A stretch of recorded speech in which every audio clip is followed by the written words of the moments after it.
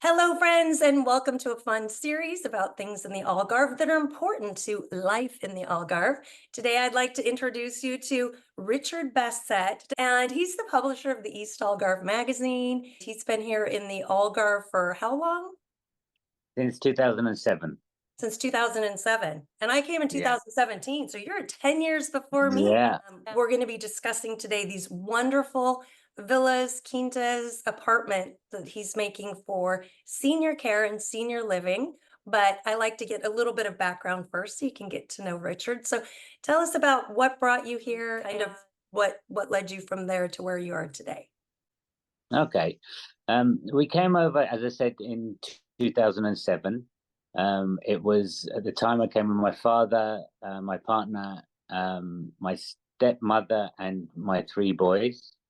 So they were quite young. They're 2, 6, and 9. And I really came out here. It was for the kids mainly, I think, to give them a different life, let's say that, in the sun. And what we bought was the Quinta, which was a small rural tourism hotel, which had 6 cottages, a restaurant, and a wedding event hall. So that was in 2007, and then in 2013 we started to expand, and we were turning it into a 4-star hotel, but we were building it as a wheelchair-friendly hotel. So all the rooms had the doors wide enough for wheelchairs. They all had wet rooms, and there was slopes everywhere. Slopes around there. There's no stairs, or if there are, then there's an alternative route via a slope. Can you tell us what a wet room is for those of us that maybe might not? It's got no. Okay, yeah, it just means there's no bath there.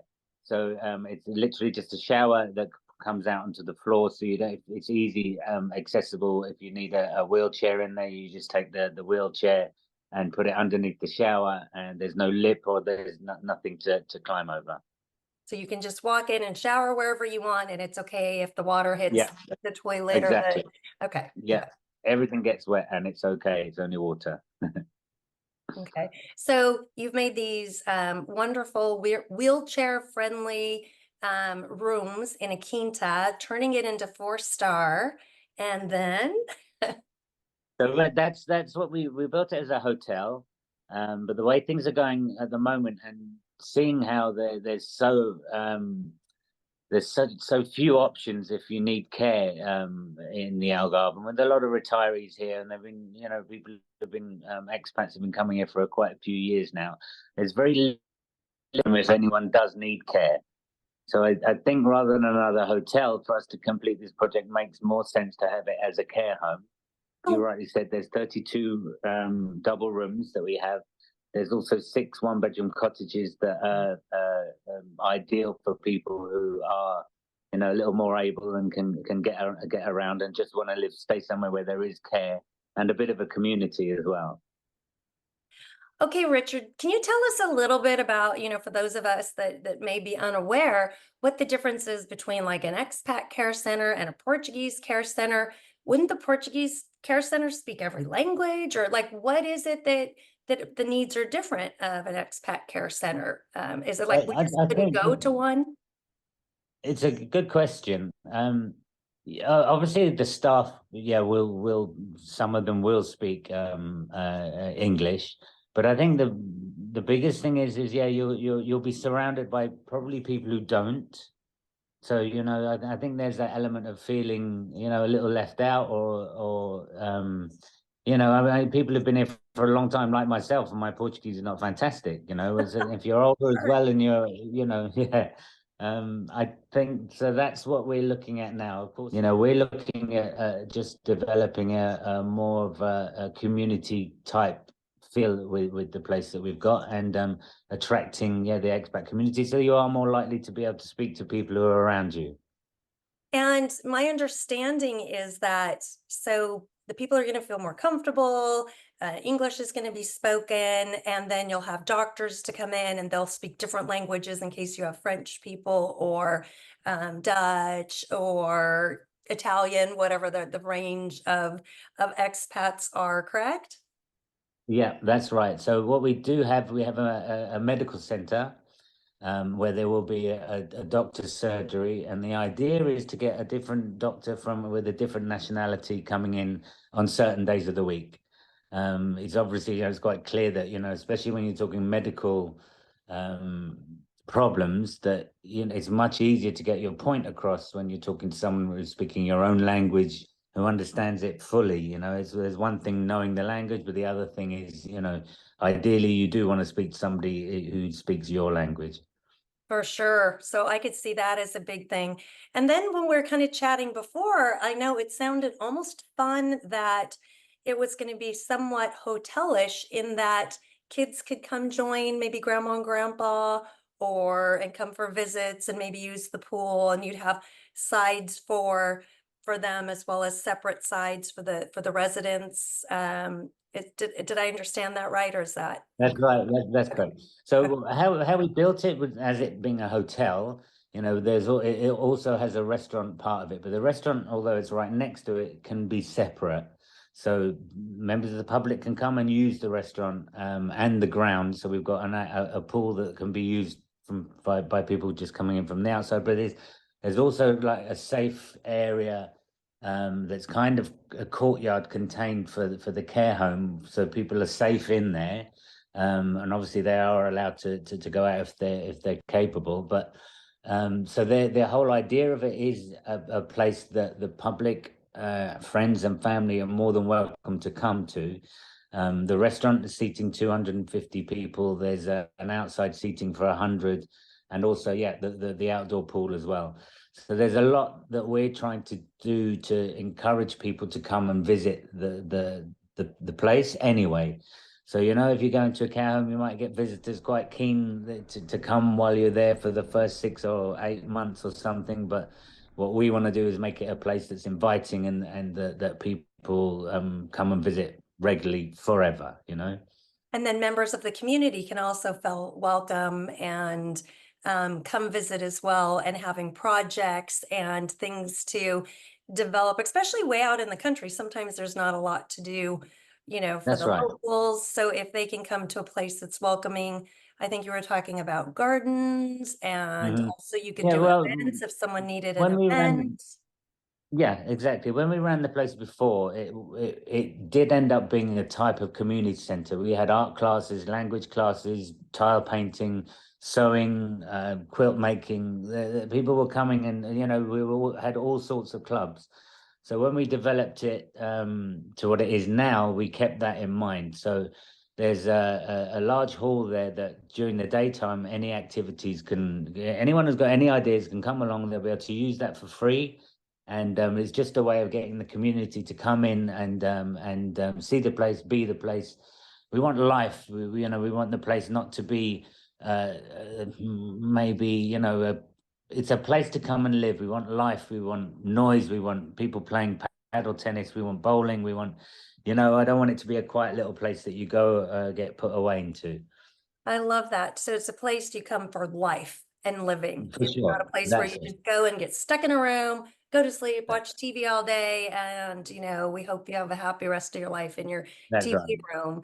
So Yeah. this sounds so fabulous, because I know one of the other things we talked about when I visited was that connection, always that importance where sometimes the younger kids are getting left off or the seniors are getting left off, but having a space where they can that the experience of the seniors and the life and love of the younger children loving the elderly and their experience can come together with the people that are able.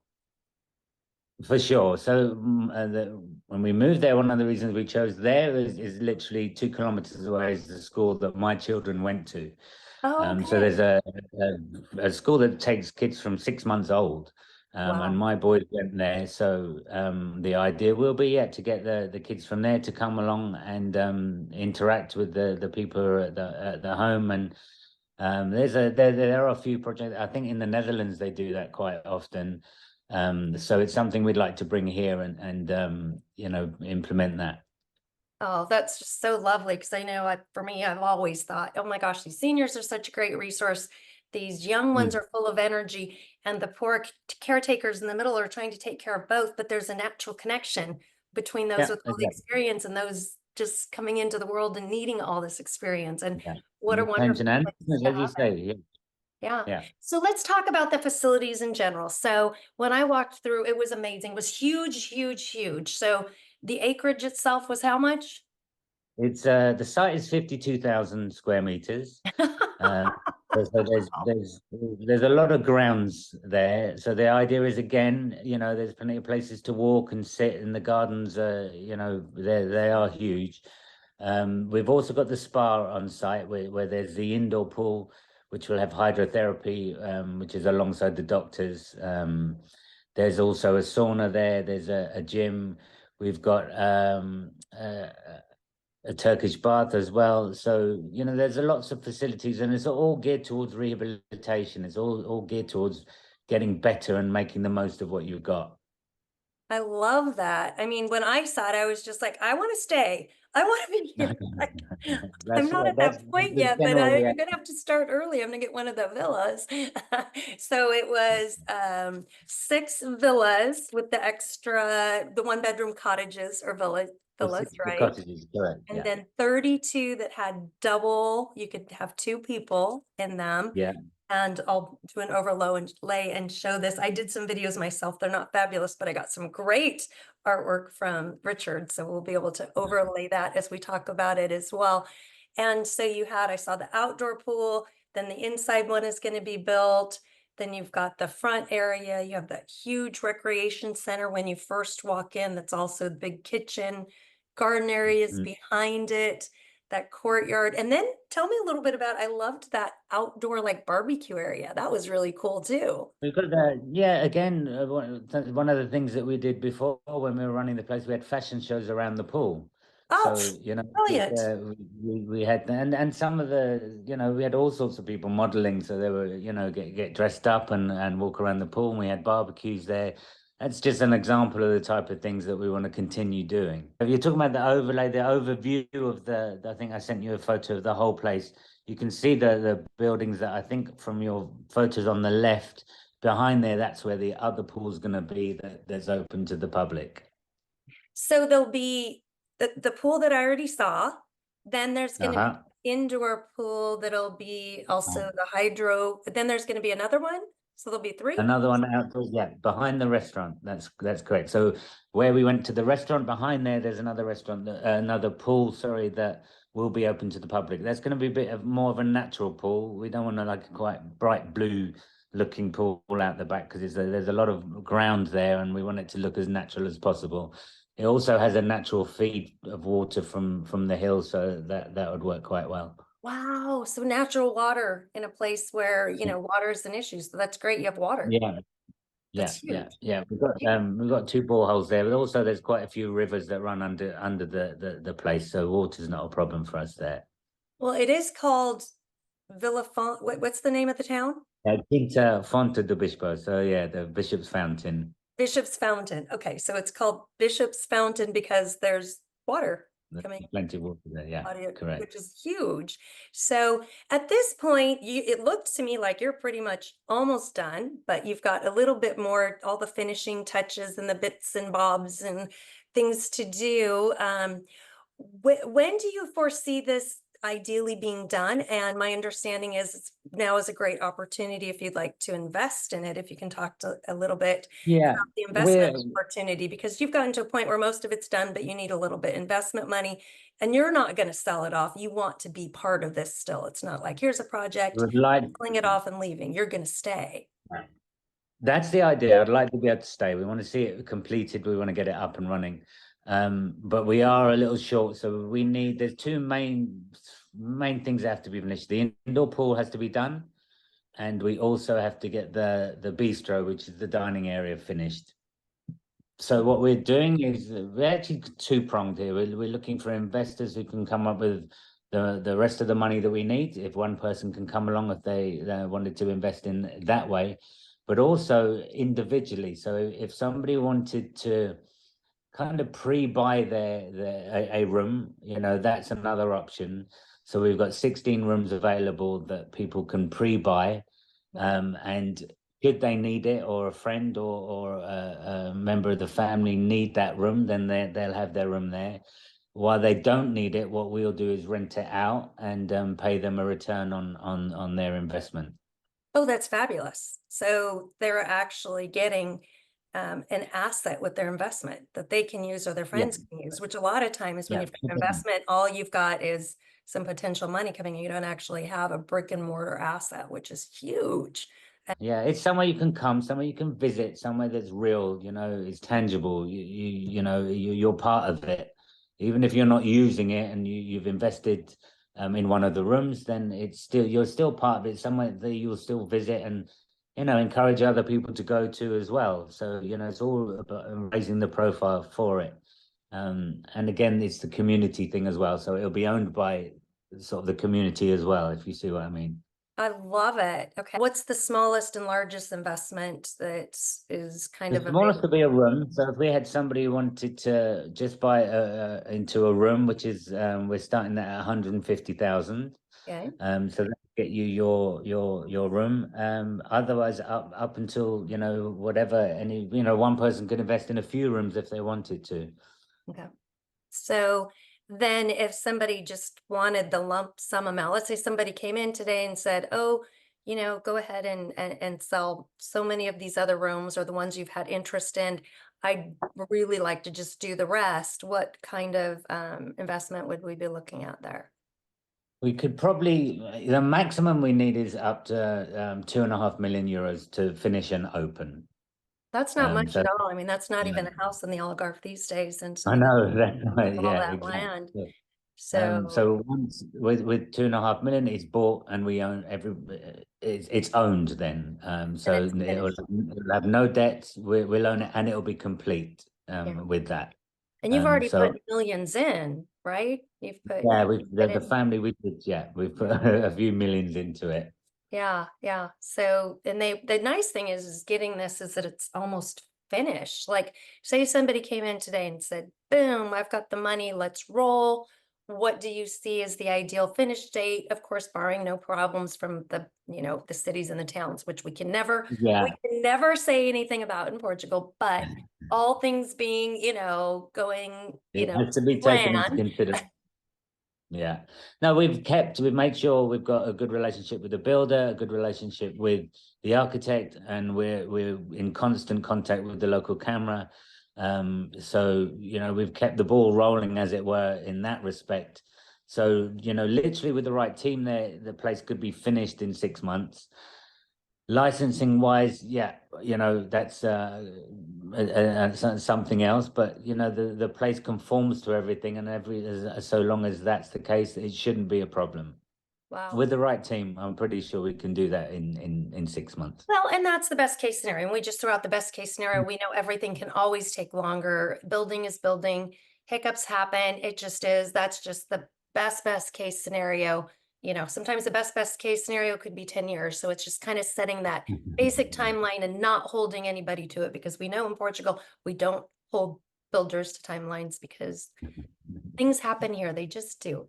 We love Yeah, our Portugal, but it's sometimes building isn't always the easiest. So kudos for you for getting so much done. I remember when. it's officially it's 90% finished, and as I said, the two main areas are the dining area, which isn't too much to do, and the indoor pool, which also isn't. So yeah, it's from the photos that you got, you'll be able to see, one of the biggest differences would simply be landscaping. Once those Oh yeah. gardens are done, the place will look from the outside completely finished. Because everything looking from the outside is. Yeah, yeah. But landscaping is not, you know what I mean? If you've got the facilities and people can swim and use a spa, landscaping comes and continues to grow. But you already had so much in the back by the pool. I remember there's so much There's a beauty lot back there. there. Yeah. Yeah, it's an old place. It is an old Kinty. It was originally an olive farm. So it's got Uh, all of the olive trees are there. We've got a lot of different fruit trees. There's a lot of alfaroba. There's a lot of figs. We've got pomegranate trees, lemons, oranges. There's even grapes. Yeah, we had a walnut tree, but that fell down. Um, well, this is super exciting. Is there anything I haven't covered or anything you might like to say that, No, I think the main thing about it, people have lots of different ideas of what they're going to do should they need care. And I know a lot of people do put it to the back of their mind, or I'll deal with it when it comes to it. But I think the biggest point to try and get across to people is they have to think about this, at least have a plan.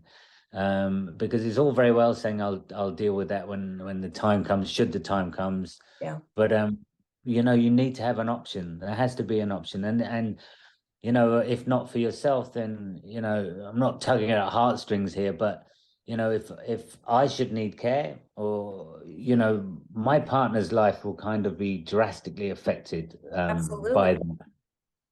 So if not for yourself, you need to have something in plan. What are you going to do? You have to ask yourself what you're going to do. People have ideas. For example, I have people who say, I'll get a carer to come in and look after me, but then you'll have to deal with that isolation. You'll be somewhere that you can't go out, you can't go and see your friends so easily. You'll have care, someone will come and look after you, but you'll be isolated, and that's a huge problem here. Isolation, once you find yourself in that situation, it's a tricky one. And no one's saying that you have to do anything, but you do need to think about it at least, or have a plan, and have thought about it.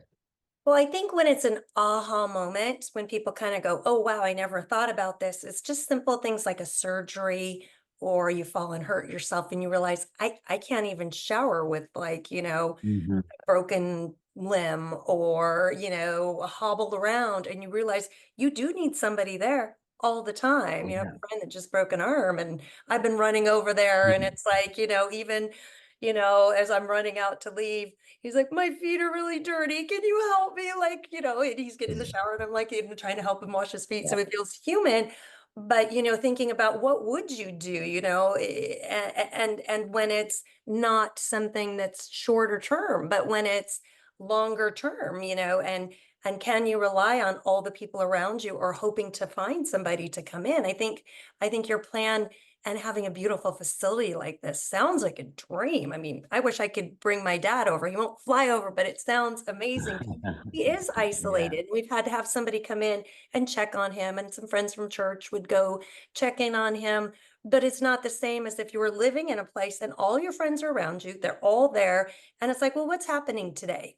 You know what I mean? Yeah. Like what's going on? Do Is there a swim thing? Is there a dance thing? Do I feel like going down to dinner? Do I want it brought up to me? Like all the different options you have. Do I feel like gardening, or all the things you said? Yeah. Yeah, exactly. If you're in a place like this, but and yeah, you can think about it when the time comes, but what are your options going to be then? It's so yeah, they're not wanting to scare people or anything. It's just just think about it, have a plan, and as long as you're happy with that plan, and that's good. As long as you don't, doesn't mean you have to go back to a country you chose to leave Yeah. 10 or 15 years ago, which would have changed quite drastically when if you have to do that. But also, are the facilities going to be there? Can you just walk into a care home? What the cost is going to be if you need care in the country that you've come from? We've done a lot of research on the prices, in the different countries, and what we can provide is so much cheaper than what you'd pay in America, for example, or Oh, for Canada. sure.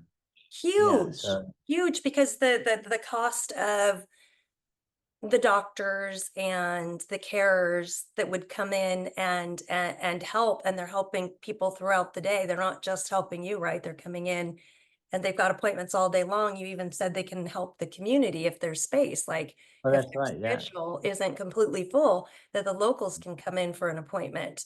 So I yeah, love that's that ability. And so all the burden isn't on one person, or them driving to your house, or you trying to get to them. It's in your facility.